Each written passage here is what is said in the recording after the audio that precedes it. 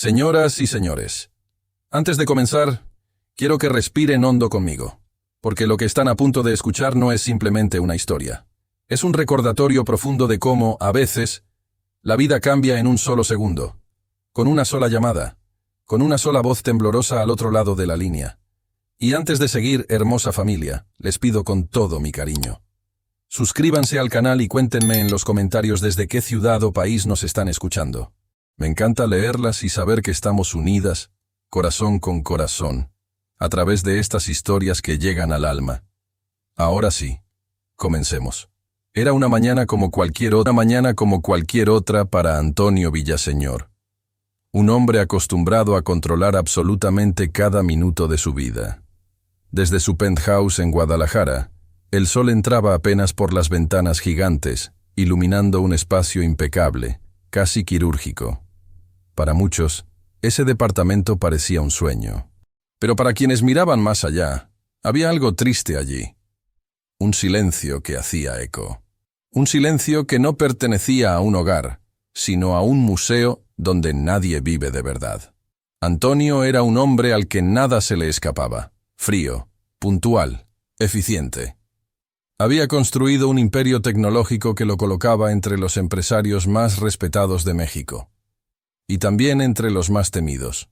Su mirada dura, siempre evaluando, siempre juzgando. Su tono cortante, su impaciencia con cualquier cosa que no fuera perfecta. Para él, la vida era un tablero donde las emociones estorbaban, donde la gente era útil o reemplazable. Esa mañana, mientras revisaba reportes en su oficina privada dentro del penthouse, su ceño se fue frunciendo con más y más fuerza. En una carpeta electrónica había un nombre resaltado en rojo. Laura Salgado, la niñera de su casa. Una mujer joven, discreta, siempre puntual, siempre silenciosa. Durante 4 años, Laura había sido casi un fantasma amable en su hogar. Ordenaba, limpiaba, organizaba, preparaba cosas para cuando él regresaba del trabajo, y desaparecía antes que le pudiese decir cualquier palabra. Nunca pedía nada, nunca reclamaba, nunca faltaba. Hasta hace 3 días. 3 días sin previo aviso, sin mensaje, sin disculpas. Para Antonio, eso era imperdonable. Apretó el teléfono con fuerza. Iba a despedir a Laura en ese mismo instante, sin más dilación. Ya le había pedido a su asistente que empezara a buscar un reemplazo. Alguien más comprometido, como él mismo decía. Alguien que no se atreviera a cruzar la línea de la eficiencia impecable que exigía incluso a la persona que limpiaba su piso. Ensayó mentalmente las palabras que diría, firmes, breves, contundentes. Nada de sentimentalismos, nada de explicaciones. No era hombre de negociar irresponsablemente. Respiró hondo, pulsó el botón de llamada y esperó. El teléfono sonó 1 vez, 2 veces, 3. Antonio ya sentía esa mezcla entre irritación y satisfacción anticipada. Porque, sí, en el fondo, le gustaba imponer disciplina. Le gustaba sentir que tenía el control absoluto de su mundo. Que nadie podía fallarle sin consecuencias. Pero entonces, en la 4ª llamada, una voz pequeña, casi quebrada, atendió. No era la voz de Laura, no era la voz de una adulta. Era un niño de no más de 5 años. Señor, dijo la vocecita entre respiraciones cortas, ¿usted es el señor que le da trabajo a mi mamá? Antonio frunció el ceño, confundido. Miró la pantalla, verificando que había marcado el número correcto. Quiero hablar con Laura. ¿Ella está ahí? Pásamela. Hubo un silencio, pero no un silencio normal. Era un silencio lleno de miedo. Señor, por favor, no cuelgue. La voz del niño tembló, y en ese temblor se escondía algo que Antonio no estaba preparado para escuchar. Mi mamá no despierta, y tiene sangre en la boca. Por un instante, el mundo dejó de tener forma. El reporte que estaba leyendo, el café caro sobre la mesa, la vista desde el piso 15. Todo desapareció. El silencio se hizo tan pesado que Antonio sintió que no podía respirar. «¿Qué estás diciendo?», preguntó sin reconocerse a sí mismo. Del otro lado, el niño comenzó a llorar. No era un llanto fuerte. Era un llanto de esos que salen cuando se terminó la fuerza de ser valiente. Intenté despertarla, como ella me enseñó. Cuando una persona duerme mucho, pero no abre los ojos. Su cara está muy fría, señor. Y sale sangre cuando la muevo. Antonio se levantó de golpe. Su silla elegante rodó para atrás, chocándose con la pared. La irritación que había sentido minutos antes se disolvió como polvo. Algo mucho más fuerte la sustituyó. Algo que no reconocía fácilmente en sí mismo. Miedo. Un miedo primigenio. Humano. Y entonces, por primera vez en mucho tiempo, su voz perdió su rigidez. «¿Cómo te llamas, hijo?» «Emiliano», soluzó a crianza. «Tengo 5 años. Mi mamá dice que ya estoy grande. Pero ahorita tengo miedo». Antonio metió la mano en el bolsillo, buscando las llaves del coche. Ni siquiera se dio cuenta de que estaba sudando. «Emiliano, escucha. Necesito que me digas una cosa muy importante. ¿Tu mamá está respirando?» Hubo una breve pausa. Luego, un sonido parecido a un sollozo. «Creo que sí. Pero hace un ruido feo. Como burbujas». Antonio sintió un escalofrío recorrerle la espalda. Una vida corría peligro. Él, que nunca se postuló para nadie, que nunca cambió sus planes por nadie, que siempre antepuso el trabajo a todo lo demás. Ahora corría hacia la puerta, con el teléfono móvil pegado a la oreja, diciendo palabras que jamás imaginó que saldrían de su boca. «Voy para allá. Dime tu dirección. Ahora». Y mientras el niño recitaba esa información con una precisión desgarradora, como alguien que hubiera estado preparado para las emergencias, Antonio prácticamente corrió por el pasillo del edificio. Él aún no lo sabía. No tenía ni idea. Pero esa voz infantil, esa súplica desesperada, ese momento que comenzó como una simple llamada para despedir a una empleada doméstica, sería el comienzo de la transformación más profunda de su vida. Y nada, absolutamente nada, volvería a ser igual después de eso. Durante años, Antonio Villaseñor había construido una reputación impecable en el mundo empresarial. Frío como el mármol que decoraba su oficina, disciplinado como un general y calculador como un cirujano. Para él, la vida era un sistema perfecto de engranes. Uno se movía, el otro respondía. No había espacio para errores, para preguntas, ni para sentimientos, mucho menos para vínculos humanos. Su éxito económico era innegable, pero detrás de esas paredes blancas, detrás de ese silencio que reinaba en su penthouse de Guadalajara, había algo que ninguna de sus inversiones millonarias podía ocultar: una profunda incapacidad para conectar con las personas. Él siempre lo justificaba diciendo que las emociones entorpecen el juicio, pero la verdad es que el juicio más entorpecido era el suyo, sin que él lo supiera. Aquel día, cuando colgó el teléfono después de hablar con Emiliano, su mente estaba en un estado que no reconocía. No entendía qué era esa sensación que le apretaba el pecho. ¿Era miedo? ¿Culpa? ¿O simplemente desconcierto por haber perdido el control de una situación que, según él, debía ser rutinaria? No sabía. Y esa incertidumbre lo perseguía conforme manejaba rumbo a la Colonia del Carmen. Mientras su BMW avanzaba entre el tráfico de la ciudad, Antonio recordaba la imagen que siempre tuvo de Laura Salgado. Ella era, para él, la trabajadora doméstica perfecta, silenciosa, puntual, eficiente. No hablaba de su vida privada, no hacía preguntas, no incomodaba. Se movía por su casa como si no existiera, como si su única misión fuera dejar cada espacio impecable y desaparecer sin dejar rastro. A Antonio le gustaba eso, le gustaba que fuera invisible. Le gustaba no tener que lidiar con humanidad.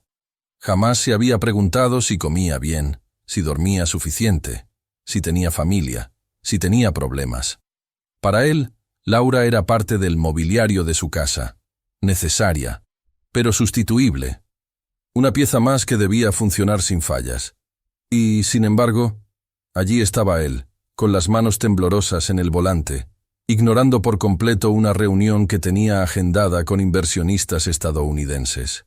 Todo porque la mujer que él creía tan prescindible estaba inconsciente. Y un pequeño desconocido lo necesitaba más que nadie. Antonio trató de justificar su reacción. Quizá era su responsabilidad como empleador. Quizá lo hacía por evitar un escándalo. Quizá lo hacía porque era lo correcto. Pero, en el fondo, aunque no lo admitiera en voz alta, algo dentro de él se estaba aflojando. Un nudo que llevaba décadas apretado. Mientras esperaba un semáforo en rojo, su mente regresó brevemente a las pocas veces que había cruzado palabras con Laura. Recordó su voz baja, sus «buenos días, señor», casi susurrados, su forma de evitar mirarlo directo a los ojos. Recordó también algo más, aquella tos persistente que escuchó algunas mañanas. Una tos que él atribuyó a un resfriado sin importancia. Nunca preguntó, nunca quiso saber. El semáforo cambió a verde, pero Antonio no aceleró de inmediato. La imagen de esa tos le golpeó el pecho con una fuerza que lo dejó inmóvil por un segundo. ¿Había ignorado señales? ¿Había estado ciego, simplemente porque no quiso ver? Movió la cabeza como si quisiera expulsar esos pensamientos. Él no era hombre de culpas, no era hombre de introspección. Su mundo estaba hecho para avanzar, no para mirar atrás. Pero esa sensación incómoda seguía allí, perforándole las costillas como una aguja. Cuando por fin llegó a la colonia del Carmen, sintió algo que no experimentaba desde hacía años: vulnerabilidad. El contraste entre su auto de lujo y las calles humildes lo sacudió de una forma que no esperaba. Era como si estuviera entrando en un mundo paralelo, un mundo que siempre ignoró por completo. Subió las escaleras del edificio donde vivía Laura, y por un instante se detuvo frente a la puerta del departamento 204. Podía escuchar sollozos detrás de la madera. Emiliano estaba allí, solo, esperando que un desconocido, porque eso era Antonio para él, llegara a salvar a su mamá. Antonio levantó la mano para tocar la puerta, pero la bajó lentamente. No estaba listo, no para lo que iba a ver, no para lo que iba a sentir, y mucho menos para lo que esa puerta abriría dentro de él. Inspiró profundamente, cerró los ojos un segundo y finalmente tocó. Cuando la puerta se abrió y los ojos enormes y llorosos de Emiliano lo miraron, algo en el pecho de Antonio se quebró de manera definitiva. Algo que nunca volvería a ser igual. Y aunque todavía no lo sabía, ese instante, aquel primer encuentro entre un niño aterrorizado y un hombre que jamás creyó necesitar a nadie, sería el comienzo de una transformación que ni los destinos más sabios podrían haber anticipado. Cuando Emiliano abrió la puerta, sus ojos grandes y llenos de lágrimas parecían demasiado pesados para un niño de apenas 5 años. Llevaba una camiseta de los Tigres varias tallas más grande, como si alguien se la hubiera regalado con esperanza, pero la vida lo hubiera obligado a crecer más rápido que su cuerpo. Sus pies descalzos descansaban sobre un piso frío y desgastado. Y, aún así, el niño hizo un esfuerzo por mantenerse erguido, como si quisiera demostrarle a Antonio que era valiente, aunque por dentro estuviera rompiéndose. «¿Usted es el señor Antonio?», preguntó con la voz casi apagada.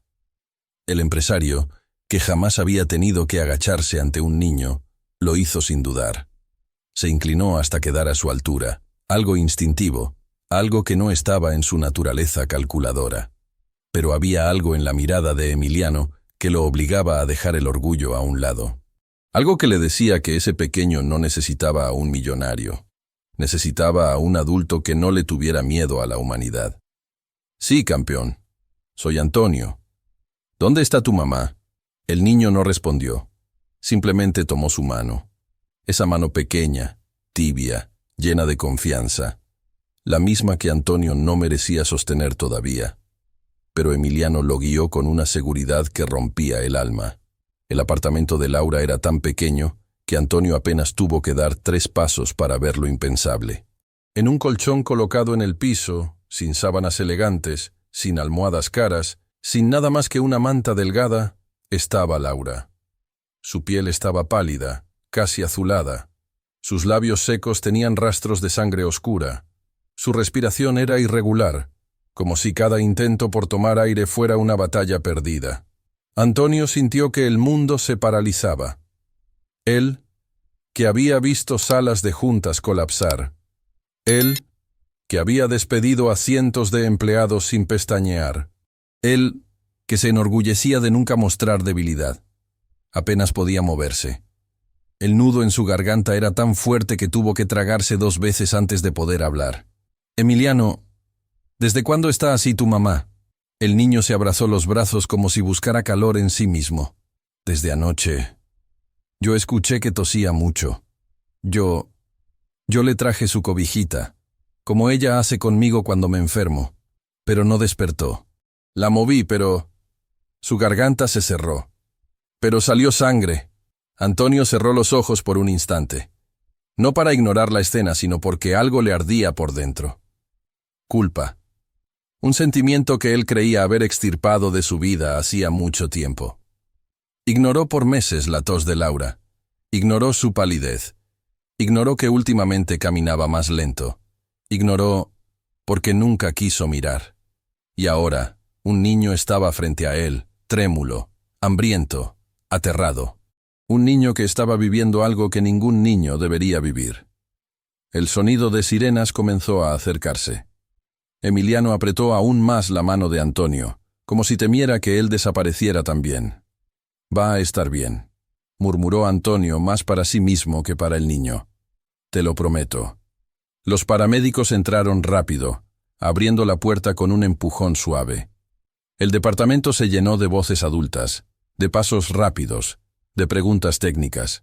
La escena era tan pequeña, tan íntima, tan dolorosa, que parecía que el aire mismo no alcanzaba para todos. Uno de los paramédicos miró a Antonio. «¿Es usted familiar?» El empresario abrió la boca para decir no, pero la palabra no salió. Porque en ese momento, en ese departamento pobre, con la mano de un niño aferrada a la suya, ser empleador no significaba nada. Nada. «Soy la persona que vino a ayudar», respondió finalmente, con una sinceridad que lo sorprendió incluso a él. El paramédico asintió, entendiendo más de lo que Antonio había dicho. Mientras preparaban a Laura para trasladarla, Emiliano comenzó a temblar. Su cuerpecito vibraba como una hoja al viento. Antonio no lo pensó. Simplemente lo tomó en brazos. Y Emiliano, agotado de ser valiente, descansó la cabeza en su hombro. Allí, en ese abrazo inesperado, Antonio sintió algo que no había sentido en muchos años. Significado, propósito. Un llamado que no entendía, pero que lo atravesaba entero. Cuando la camilla salió del departamento, Antonio caminó junto a ella, todavía cargando a Emiliano. Y justo antes de bajar las escaleras, una frase del niño lo detuvo en seco. «Señor, usted no me va a dejar solo, ¿verdad?» Las palabras, tan simples, tan directas, tan frágiles, abrieron un hueco profundo dentro de él. Un hueco que ya no se cerraría jamás. Antes de continuar con lo que pasó después, que se lo prometo fue aún más revelador, mi hermosa familia, les pido que se suscriban al canal y me digan en los comentarios desde qué ciudad o país nos están escuchando. Gracias por acompañarme en esta historia tan humana y tan necesaria. Porque lo que viene ahora cambiará todo. Cuando los paramédicos bajaron la camilla por las escaleras estrechas del edificio, Antonio sintió que cada paso retumbaba dentro de él como un golpe. No sabía si era el sonido metálico de la camilla, el eco de los sollozos de Emiliano, o ese latido acelerado que llevaba dentro del pecho. Lo único que sabía era que algo se había quebrado en su interior, y que ya no había vuelta atrás. Sosteniendo al niño contra su hombro, descendió con cuidado. Emiliano se aferraba a su camisa con los dedos pequeños, casi clavándose en la tela como si temiera que, si soltaba, el mundo entero se desmoronaría bajo sus pies. Antonio pensó por un instante en lo solitaria que debía ser la vida de ese niño. Una vida donde un extraño representaba, de repente, el único pedazo de estabilidad. Ya en la calle, la luz del mediodía iluminaba sin piedad la realidad que Antonio nunca había querido ver. El edificio donde vivía Laura era antiguo, con paredes descascaradas y balcones sostenidos por hilos invisibles de fe. A un lado, la tortillería del piso inferior desprendía un olor cálido a maíz recién molido. Del otro, un poste estaba lleno de anuncios pegados, trabajos mal pagados, clases baratas, préstamos mucho más peligrosos que útiles. Y allí, en medio de ese barrio humilde, estaba su BMW negro, brillante, impecable, tan fuera de lugar que parecía una burla involuntaria. Antonio abrió la puerta trasera del auto, acomodó a Emiliano y se sentó junto a él. El niño miraba por la ventana con ojos llorosos pero llenos de curiosidad, como si nunca hubiera estado en un vehículo así. A cada reflejo de luz en el cristal, sus pupilas se ensanchaban. ¿Has montado en un coche como este antes, Emiliano?, preguntó Antonio, intentando distraerlo. El niño negó despacio con la cabeza. No, señor. Mi mamá dice que los carros así son para la gente que vive arriba, en donde se ven todas las luces de la ciudad. Antonio tragó seco. ¿Arriba? ¿Era así como Laura veía su vida? Tan distante de la suya que ni siquiera imaginaba que ambos cada mañana compartían el mismo ascensor, aunque en mundos completamente distintos. La ambulancia arrancó, y Antonio hizo lo mismo, siguiendo de cerca. Durante el trayecto, Emiliano permaneció en silencio, sin soltar su muñeca. Esa pequeña mano agarrada a la suya se convirtió en un ancla para los dos. Cuando llegaron al hospital, todo fue ruido, movimiento, urgencia. Los paramédicos se llevaron a Laura directamente a emergencias. Antonio quiso seguirlos, pero una enfermera levantó la mano. Solo personal médico, señor. Usted y el niño esperen afuera. Usted y el niño. La frase resonó en su cabeza más tiempo del necesario. Nunca nadie lo había colocado en esa categoría. Nunca había sido alguien con un niño. Nunca había sido responsable de nada que no fueran números, contratos o empresas. Se sentaron en la sala de espera. Emiliano, aún temblando, apoyó la cabeza en el brazo del sillón. Antonio, sin saber cómo consolarlo, simplemente colocó su chaqueta sobre los hombros del niño para taparlo. No era cálida, no era suave, pero era lo único que tenía para ofrecerle en ese momento. Durante un largo rato, nadie habló. Hasta que Emiliano levantó la vista y preguntó con un hilo de voz: «Señor, ¿usted cree que mi mamá se muera?». Antonio sintió un nudo formarse en su garganta. Podía haber respondido con evasivas, podía haber dicho una mentira piadosa, podía haber evitado el tema, pero algo dentro de él quiso ser completamente honesto. «No lo sé, campeón», respondió, «pero está en manos de gente que sabe cómo ayudarla. Y tú no estás solo. Estoy aquí contigo». El niño respiró hondo, como quien intenta guardar valor dentro del pecho. Luego dijo algo que perforó a Antonio por dentro. «Gracias, señor. Mi mamá siempre dice que Dios manda a alguien cuando uno está en peligro. Pero yo pensé que eso solo pasaba en las historias». Antonio sintió que sus ojos ardían. Historias. ¿Era eso lo que él era en ese momento para Emiliano? ¿Un personaje enviado por casualidad o destino? Antes de que pudiera responder, una trabajadora social se acercó. «¿Usted es Antonio Villaseñor?». Él asintió.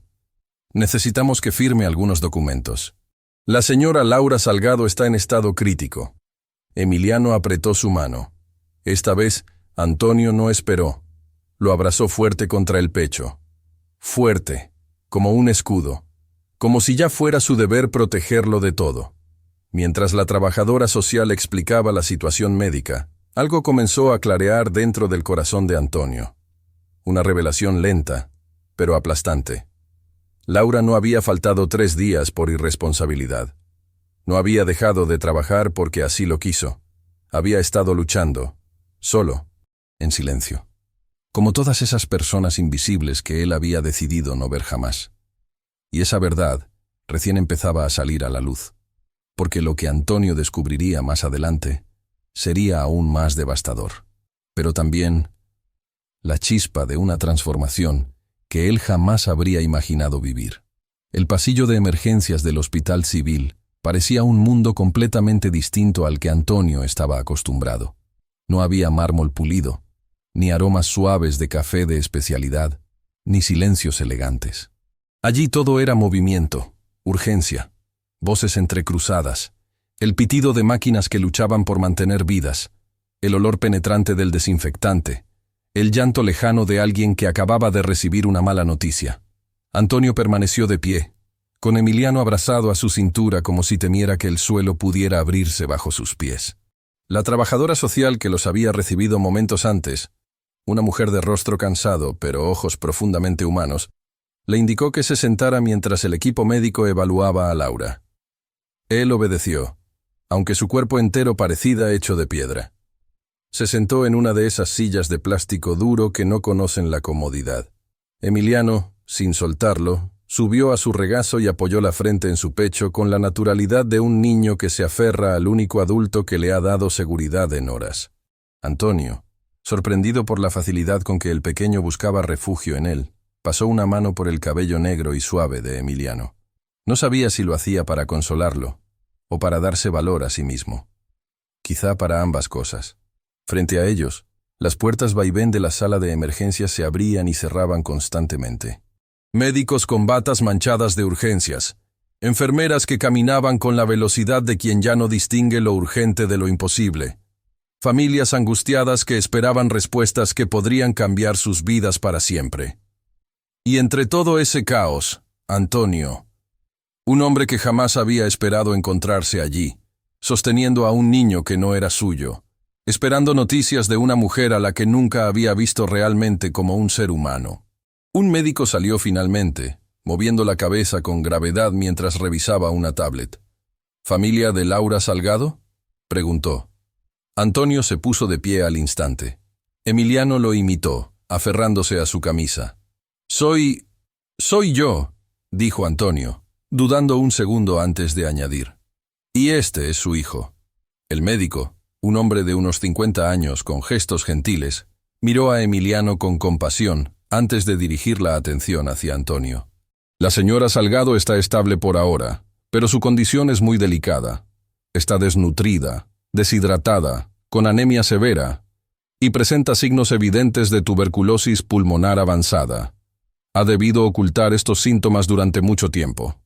El corazón de Antonio se apretó. Tuberculosis. Avanzada. No un resfriado. No cansancio. No descuido. Un grito silencioso resonó dentro de él. ¿Cómo no lo vi? ¿Cómo nunca pregunté? ¿Cómo no noté lo obvio? El médico continuó. Además, encontramos marcas de repetidas extracciones de sangre.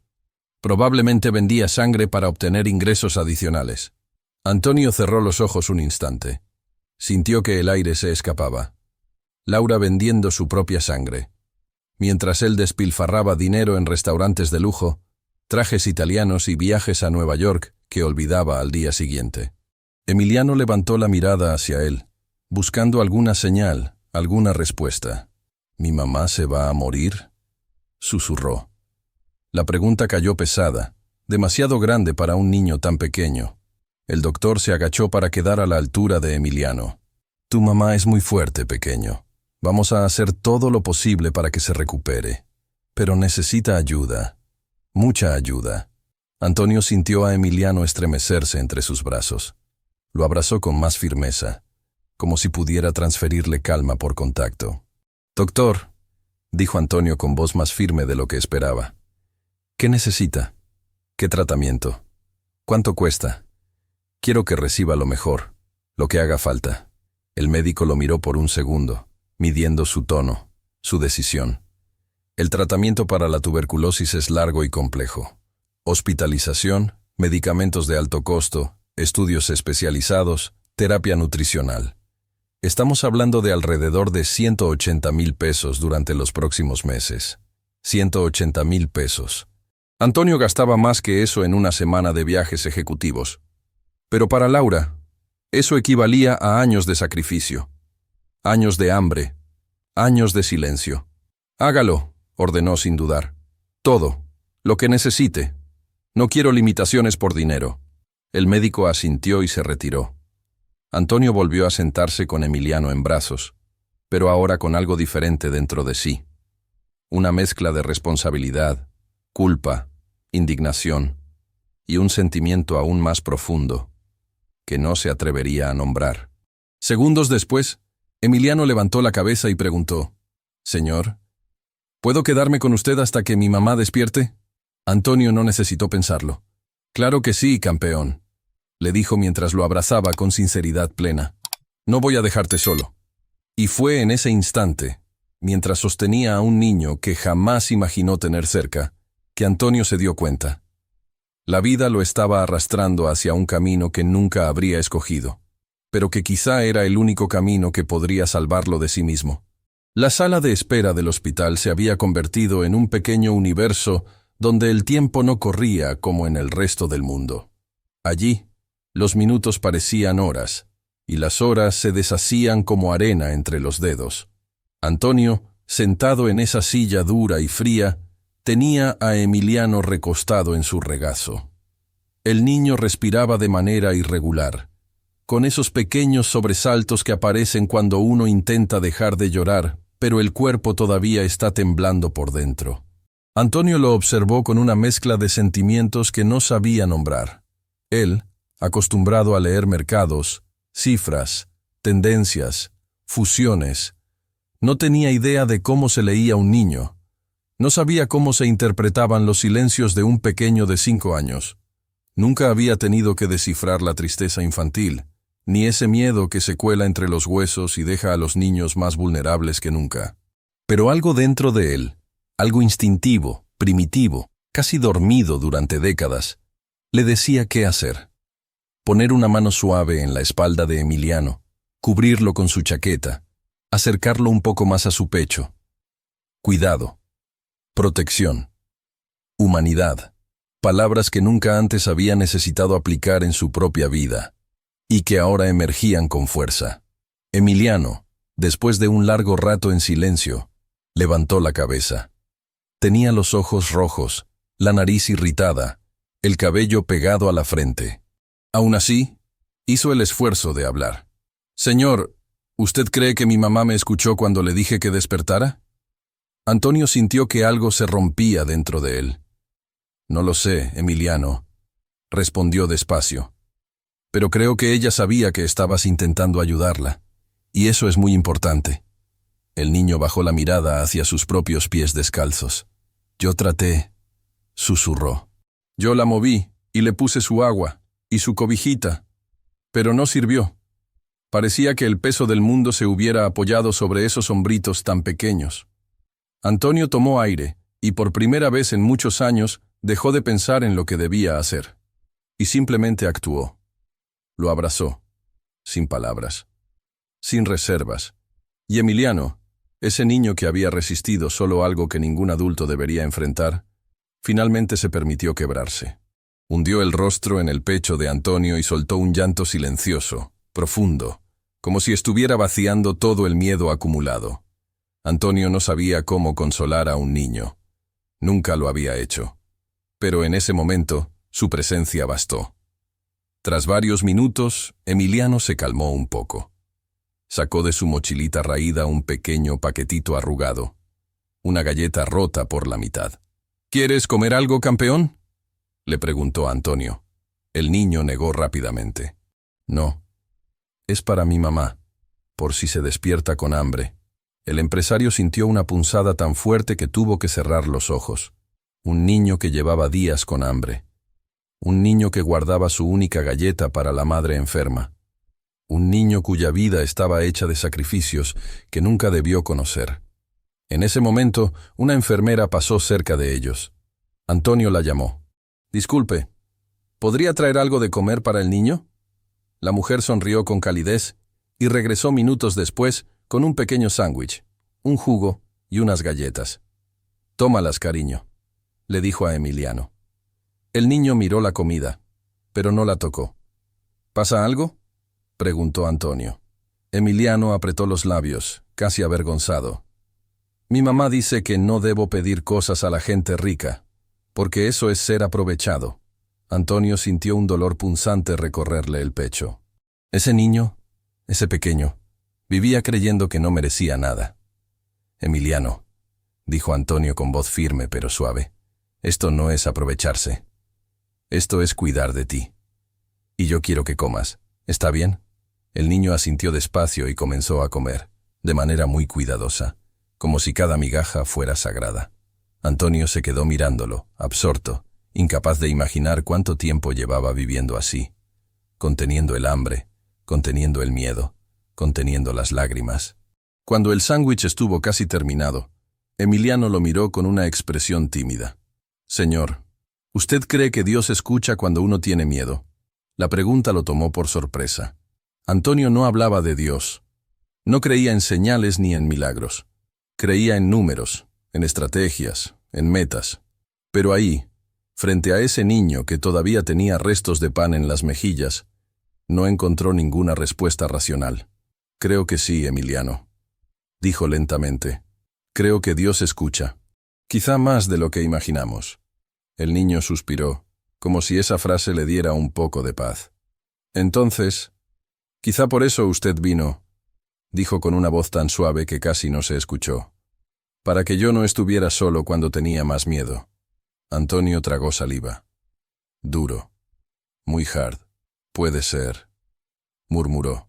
Pero en el fondo, sintió algo más profundo que una posibilidad divina, que quizá él también necesitaba estar allí, que quizá esa llamada había llegado para salvarlos a ambos.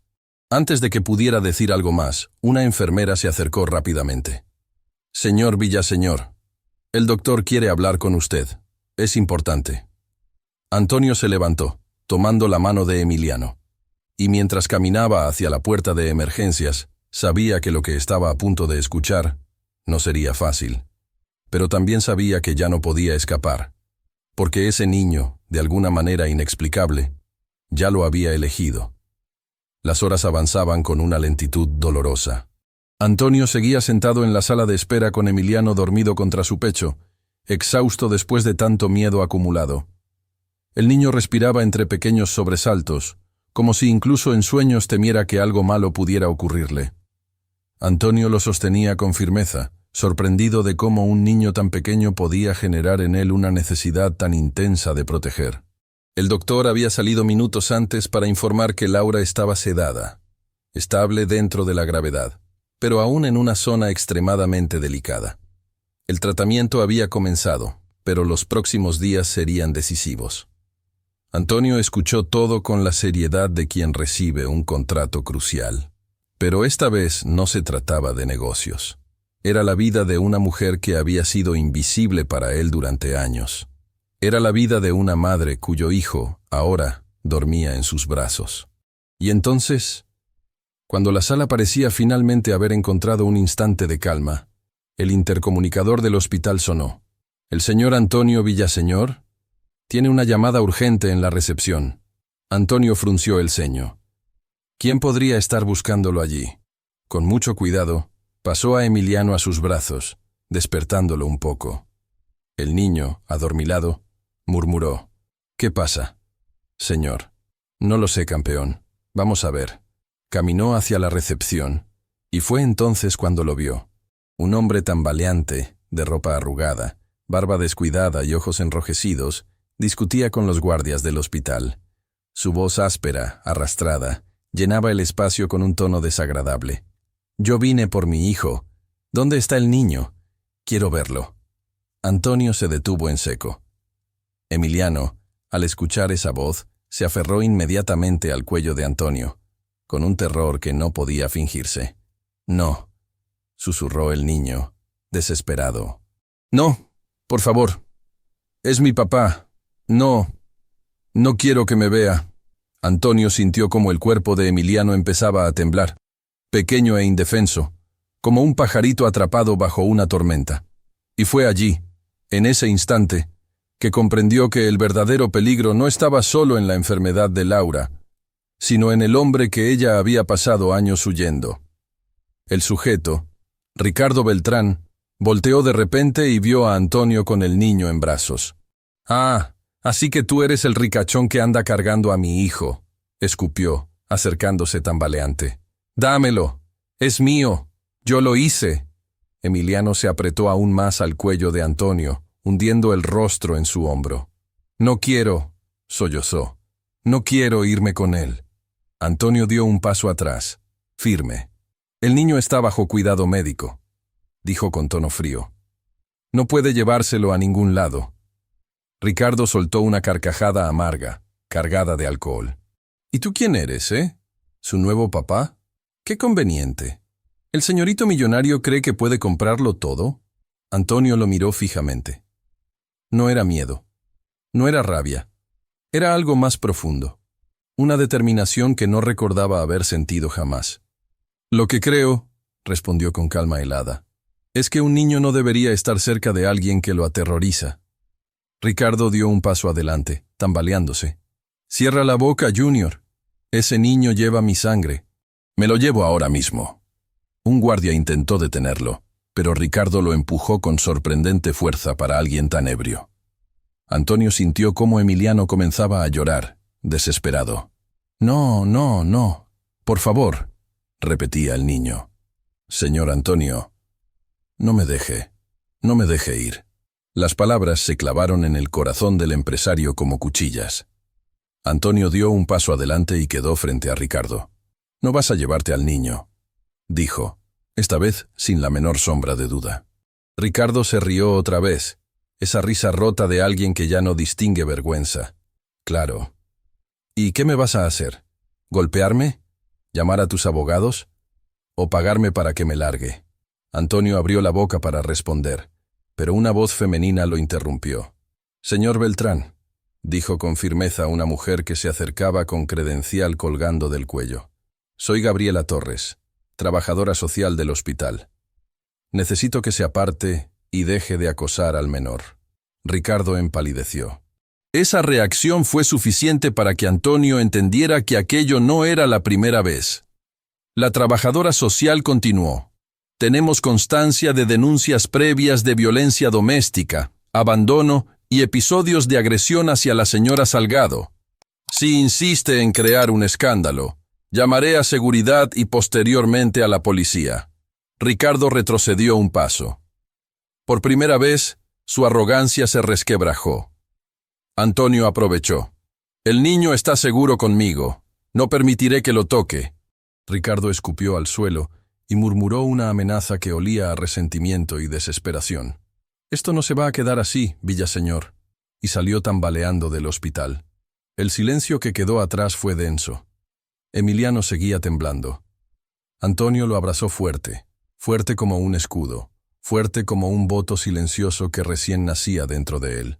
Y antes de continuar, porque lo que viene después cambia absolutamente todo, quiero invitar a mi hermosa familia a suscribirse al canal y contarme en los comentarios desde qué ciudad o país nos están escuchando. Gracias por acompañarme en esta historia tan humana, tan profunda y tan necesaria. Porque lo que Antonio descubrirá en los próximos días marcará un antes y un después en la vida de los tres. Cuando el eco de los pasos tambaleantes de Ricardo se perdió por el pasillo, el silencio que quedó atrás se sintió más pesado que el ruido. Antonio seguía sosteniendo a Emiliano, que aún tenía el rostro enterrado en su hombro. El pequeño respiraba rápido, como si temiera que, en cualquier instante, el hombre pudiera volver. Antonio pasó una mano por su espalda, intentando tranquilizarlo. «Ya pasó, campeón», murmuró. «No va a tocarte. No mientras yo esté aquí». Emiliano levantó lentamente la cabeza. Sus ojos huían hacia el pasillo por donde Ricardo había desaparecido, como si esperara que la sombra del hombre surgiera de nuevo para arrancarlo de los brazos de Antonio. «Seguro», susurró, con la voz quebrada. Antonio asintió, con una convicción que él mismo no había sentido en años. «Seguro». La trabajadora social, Gabriela Torres, se acercó en ese momento. Llevaba una carpeta en las manos y un gesto serio en el rostro. «Señor Villaseñor», dijo con tono profesional, aunque sus ojos transmitían calidez. «Necesito hablar con usted sobre el niño. ¿Podemos sentarnos un momento?» Antonio miró a Emiliano, que seguía aferrado a él. No quería soltarlo. No quería dejarlo ni siquiera un segundo. Así que se sentó con él en una de las sillas de la sala de espera, manteniéndolo sobre sus piernas. Gabriela también tomó asiento. La situación es delicada, comenzó. Tenemos registros anteriores de denuncias de maltrato por parte del padre. La señora Salgado intentó proteger al niño tanto como pudo, pero vivían con miedo constante. Emiliano apretó los puños al escuchar eso. Yo me escondía en el closet, murmuró apenas audible. Mi mamá decía que ahí él no me podía ver. Antonio sintió una furia silenciosa ascender por su pecho. ¿Cómo era posible que ese niño hubiera tenido que vivir algo así? ¿Cómo pudo Laura haber soportado tanto en silencio? Gabriela continuó. Necesitamos determinar quién puede hacerse cargo del niño mientras la señora Salgado permanece internada. Y, dependiendo de su evolución, buscar una solución más estable. Antonio, casi sin darse cuenta, enderezó la espalda. Había una pregunta rondando su mente desde hacía horas, pero aún no se atrevía a formularla. ¿No tiene más familiares?, preguntó. Gabriela negó. No, nadie registrado. Nadie que haya estado presente. Nadie que se interese por él. El niño apoyó la cabeza en el pecho de Antonio y soltó un suspiro tembloroso. Mi abuelita se murió, dijo con tono frágil. Y mi papá solo viene cuando grita o pide dinero. Las palabras eran simples, pero el dolor detrás de ellas era enorme. Fue entonces cuando Emiliano levantó la mirada hacia Antonio. Y esa mirada, esa mezcla de esperanza, miedo y dependencia absoluta, le atravesó el alma. Señor, dijo con la voz más suave del mundo, ¿usted va a dejar que mi papá me lleve? Antonio lo miró fijamente. Y algo se acomodó dentro de su corazón como una pieza que, sin saberlo, llevaba años perdida. No, Emiliano, respondió, con una calma poderosa. No voy a dejar que eso pase. El niño tragó saliva. Sus ojos se llenaron de lágrimas, y entonces preguntó algo que hizo que el tiempo se detuviera para ambos. ¿Puedo quedarme con usted hasta que mi mamá esté bien? ¿Puedo? Antonio no habló, no enseguida, porque aquella pregunta no era pequeña, no era temporal, no era inocente, era un llamado, un pedido de auxilio. Una puerta que se abría hacia un destino que él jamás había considerado. Claro que sí, campeón, dijo finalmente, con un hilo de emoción en la voz. Te quedarás conmigo, te cuidaré, no estás solo. Emiliano se lanzó a sus brazos, abrazándolo con toda la fuerza que tenía. Y mientras lo sostenía, Antonio entendió algo que nunca antes en su vida había sentido. Que aquel niño, de alguna manera inexplicable, lo había elegido. 2 días después, el hospital estaba más silencioso que de costumbre. Era temprano en la mañana, y aunque los pasillos seguían llenos de médicos y enfermeras, la atmósfera tenía un peso diferente, como si el aire mismo contuviera la respiración esperando noticias. Antonio caminaba con Emiliano de la mano, rumbo a la habitación donde Laura había sido trasladada después de salir de la etapa más crítica. El niño llevaba una pequeña flor en la otra mano, un gesto tierno que él mismo había insistido en preparar. ¿Crees que ya esté despierta?, preguntó Emiliano, con esa mezcla de esperanza y miedo que marcaba cada uno de sus movimientos. Eso dijo la doctora ayer, respondió Antonio. Vamos a verla y a decirle que estás bien, ¿de acuerdo? El niño asintió, apretando más fuerte la mano de Antonio, como si esa simple acción fuera un recordatorio de que no estaba solo en ese camino incierto. Cuando llegaron a la puerta de la habitación 214, Antonio respiró hondo. Aunque la situación de Laura estaba lejos de ser estable, ya no estaba al borde de la muerte. Respiraba con asistencia, pero consciente. Y eso ya era un milagro. Golpeó suavemente la puerta. ¿Se puede? Desde dentro, una voz débil respondió. Sí, pasen. Laura estaba pálida, más delgada que nunca, con los labios resecos y los ojos hundidos. Pero cuando vio a Emiliano entrar corriendo hacia ella, su rostro cambió por completo. Una luz cálida, casi maternal, iluminó cada uno de sus rasgos. El niño subió con cuidado a la cama, temiendo lastimarla, pero Laura lo abrazó con la poca fuerza que tenía, llorando en silencio. «Mi amor», susurró. «Pensé que te había dejado solo». No, mamá. El señor Antonio me cuidó. Me llevó con él. No tuve miedo. Bueno, un poquito. Pero él estuvo conmigo. Antonio quedó unos pasos atrás, observando la escena. Esa era la primera vez, desde la llamada, desde el caos, desde todo, que veía realmente a Laura. No como la empleada silenciosa que barría su casa, sino como una madre. Una mujer que había sacrificado todo por su hijo. Una mujer que había aprendido a sufrir en silencio para no molestar a nadie. Ella levantó la mirada hacia él. «Señor Villaseñor», dijo con dificultad, «no sé cómo agradecerle». «No tiene que agradecerme nada», interrumpió Antonio, con un tono que sorprendió incluso al niño. «Lo importante es que se recupere y que sepa que Emiliano está bien». Laura acarició el cabello de su hijo y luego miró a Antonio con ojos llenos de culpa y temor. «Perdí el trabajo, ¿verdad?». Antonio negó inmediatamente. «No, su trabajo está asegurado y tendrá seguro médico completo». «No voy a permitir que vuelva a pasar por algo así». Laura abrió los ojos con sorpresa. «Señor, yo no puedo aceptar caridad». «No es caridad», respondió Antonio con firmeza. «Es justicia». Hubo un silencio intenso. Emiliano bajó la cabeza como si entendiera más de lo que debería para su edad. Antonio respiró hondo y se acercó un paso más. Era momento de decir lo que había estado sintiendo desde el hospital, desde el primer abrazo de Emiliano, desde la primera noche en su departamento, cuando lo vio dormido y supo, sin explicaciones, que algo profundo había cambiado dentro de él. «Laura», comenzó, «necesito hablar con usted sobre algo importante». La mujer frunció ligeramente el ceño. Emiliano alzó la vista, curioso. «Estos días con Emiliano me han cambiado de una manera que no puedo explicar». Antonio se detuvo, buscando las palabras correctas.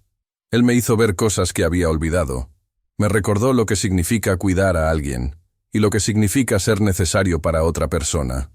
Laura lo escuchaba con el corazón acelerado. «Y», continuó Antonio con voz baja pero segura, «quisiera pedirle permiso para quedarme con Emiliano hasta que usted se recupere por completo». Laura apretó la mano de su hijo.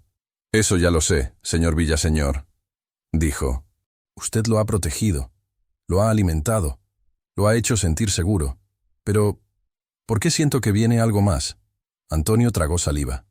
Sí, venía algo más, algo grande, algo irreversible. «Porque viene algo más», admitió finalmente.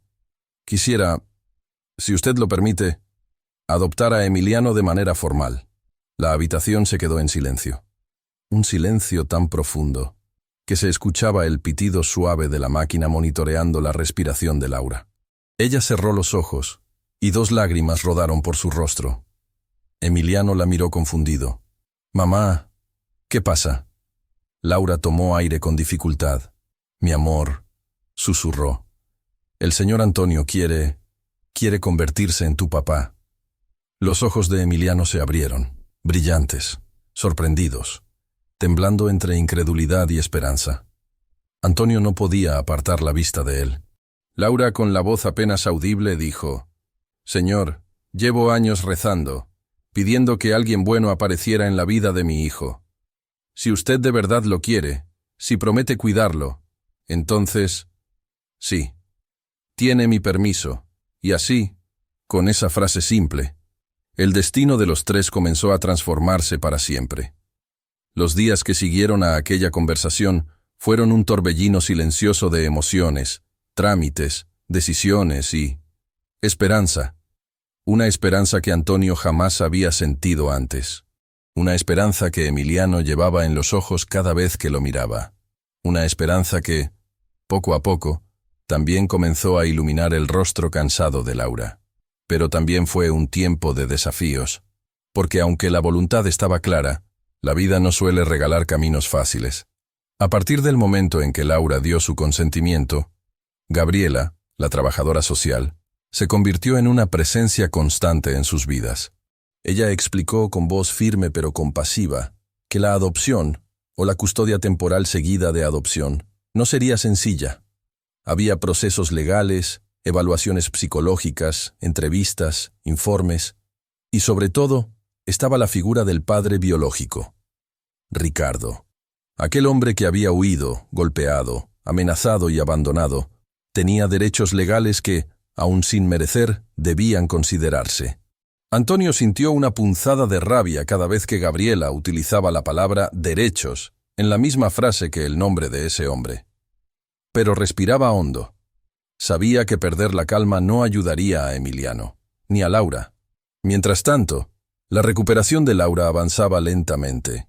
Estaba débil, pálida, con la voz frágil, pero cada vez que Emiliano entraba a la habitación, ella se iluminaba como si el sol entrara con él. Una tarde, Antonio se quedó solo con ella mientras Emiliano jugaba con unas piezas que Gabriela había conseguido. ¿Se siente mejor?, preguntó él, acomodando la sábana que se había movido. Un poco, respondió Laura.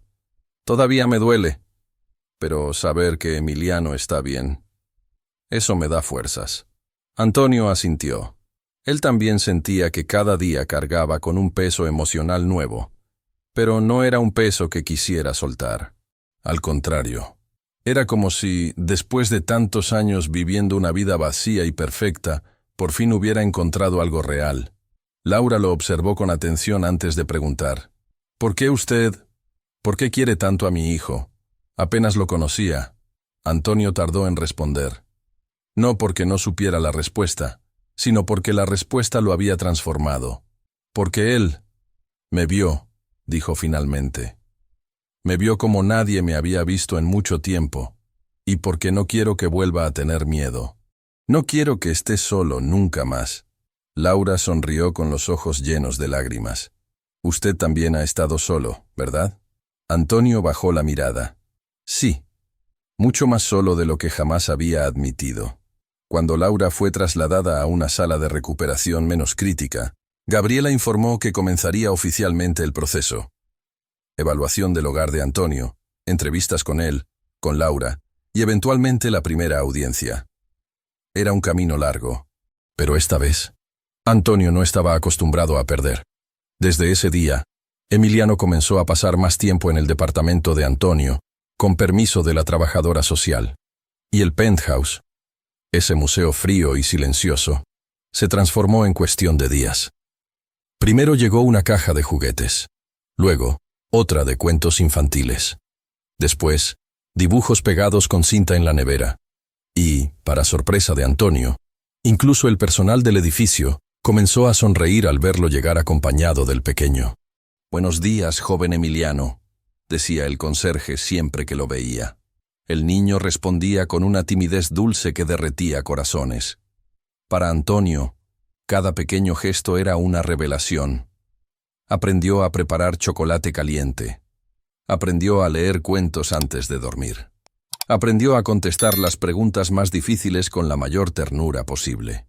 ¿Por qué mi papá es así? ¿Y si mi mamá se muere? ¿Usted se va a cansar de mí algún día? A cada pregunta, Antonio sentía su corazón apretar y fortalecerse. «Nunca voy a cansarme de ti», respondía siempre, sin dudas. Pero aquella tranquilidad frágil se vio interrumpida una tarde gris, mientras Antonio revisaba documentos para la audiencia. El intercomunicador del penthouse sonó. «Señor Villaseñor», dijo el conserje, con preocupación en la voz. «Hay alguien abajo. Dice que es el padre del niño. Está exigiendo subir». Antonio sintió un fuego frío recorrerle el cuerpo. Emiliano, que estaba armando un rompecabezas, lo escuchó. «No», murmuró temblando. No quiero verlo». Antonio se arrodilló frente a él. «No va a subir», le dijo. «Quédate aquí con Lupita. Voy a hablar con él». Emiliano lo abrazó con desesperación, como si temiera perderlo. «No me dejes solo, por favor». «Nunca», le prometió Antonio. Entonces se levantó y caminó hacia el elevador con pasos firmes. Él ya no era el hombre que había llamado para despedir a una empleada. Era un hombre que sabía exactamente por quién estaba dispuesto a pelear. Y lo que estaba a punto de ocurrir en ese lobby determinaría no solo el futuro de Emiliano, sino también el hombre que Antonio estaba destinado a convertirse. El juicio final no fue un día cualquiera. Desde temprano, la Ciudad de México parecía contener la respiración. Un cielo gris cubría los edificios altos, como si el clima comprendiera que algo importante estaba a punto de decidirse. Antonio despertó antes del amanecer. No había dormido bien. La ansiedad lo había tenido en vela casi toda la noche. Pero cuando caminó hacia la habitación de huéspedes y vio a Emiliano durmiendo tranquilamente, abrazado a su peluche nuevo, supo que cada desvelo valía la pena. Lo dejó dormir unos minutos más antes de despertarlo con suavidad. «Campeón, hoy es un día grande». Emiliano abrió los ojos, somnoliento, pero al escuchar la palabra juicio, se sentó de inmediato. «¿Él va a estar ahí?», preguntó en voz baja, refiriéndose a su padre biológico. Antonio negó con firmeza. «No, Gabriela ya lo confirmó. No se presentó a las citas previas, no cumplió con nada. Hoy solo estaremos tu mamá, tú y yo». El niño respiró hondo, como si aquella simple afirmación fuera suficiente para darle valor. En el tribunal familiar, Laura esperaba en una silla de ruedas, aún frágil por la recuperación, pero más fuerte que nunca en espíritu. Cuando vio a Emiliano entrar de la mano de Antonio, una paz profunda suavizó sus rasgos. «Mi amor», susurró, «ya casi llegamos al final». «Sí, mamá», respondió Emiliano, aferrándose a su mano. Gabriela, siempre serena, los condujo a la sala de audiencias. Antonio sintió su corazón acelerar al ver el estrado, los documentos apilados, el juez revisando el expediente. Pero no era miedo, era responsabilidad. Ese niño dependía de él. Esa mujer confiaba en él. Su vida entera había cambiado, y él no quería volver atrás. La audiencia comenzó. El juez, un hombre de voz grave y mirada penetrante, leyó los documentos con atención. Revisó informes médicos, denuncias previas, declaraciones, evaluaciones psicológicas. Todo estaba allí: el abandono, la violencia, la enfermedad, la falta de recursos, la ausencia absoluta de una figura paterna estable. Y también estaba allí la presencia constante de Antonio, su protección, su dedicación, su disposición a transformarse en el padre que Emiliano merecía. Cuando llegó el turno de Laura, su voz débil llenó la sala con una sinceridad que conmovió incluso al personal del tribunal. «Señor juez, yo amo a mi hijo más que a mi propia vida, y sé que pude haberlo perdido. Pero también sé que no puedo darle todo lo que necesita solo yo». El señor Villaseñor miró a Antonio, con lágrimas cayendo. Él lo salvó. Y si Dios me lleva algún día, sé que mi hijo estará protegido con él. Por eso, sí, doy mi consentimiento. Antonio bajó la mirada. No quería llorar allí. No quería romperse delante de todos. Pero las palabras de Laura perforaron un lugar muy profundo dentro de él. Luego llegó su turno. Antonio se puso de pie, respiró hondo, y habló con la voz más firme que pudo. «Su señoría, yo no quiero sustituir a nadie. No quiero borrar a nadie. Solo quiero garantizar que Emiliano crezca con seguridad, educación, amor y un hogar real. Lo protegeré como si fuera mi sangre. Lo amaré como si hubiera estado desde el primer día. Y prometo», su voz tembló un poco, «que nunca volverá a tener miedo mientras yo exista». El juez lo observó en silencio por varios segundos. Luego cerró la carpeta, apoyó las manos en el estrado y, con solemnidad, pronunció: «Se aprueba la adopción de Emiliano Salgado. Desde este día llevará el nombre Emiliano Villaseñor Salgado. El tribunal reconoce la custodia total y permanente a favor del señor Antonio Villaseñor». Laura comenzó a llorar, Emiliano también, y Antonio sintió cómo su vida entera se reordenaba dentro de su pecho. El niño corrió hacia él, lo abrazó con fuerza y susurró: «¿Ya soy su hijo de verdad?». Antonio lo levantó en brazos, con el corazón latiendo como nunca. «Ya lo eras desde antes, campeón», dijo. Solo faltaba el papel. Esa tarde, al regresar al penthouse, que ya no era un penthouse, sino un hogar, Antonio miró a Emiliano dibujando en la mesa de la sala. Un sol grande, una casa, una mujer sonriente, un hombre alto y un niño en el medio, tomado de la mano de ambos. Familia. Por fin. Y antes de seguir con ese lindo final, querida familia que me escucha, si esta historia tocó su corazón, les invito a suscribirse, dejar un like y hacer clic en la próxima historia, donde seguiremos compartiendo relatos que nos recuerdan la fuerza del amor y la importancia de nunca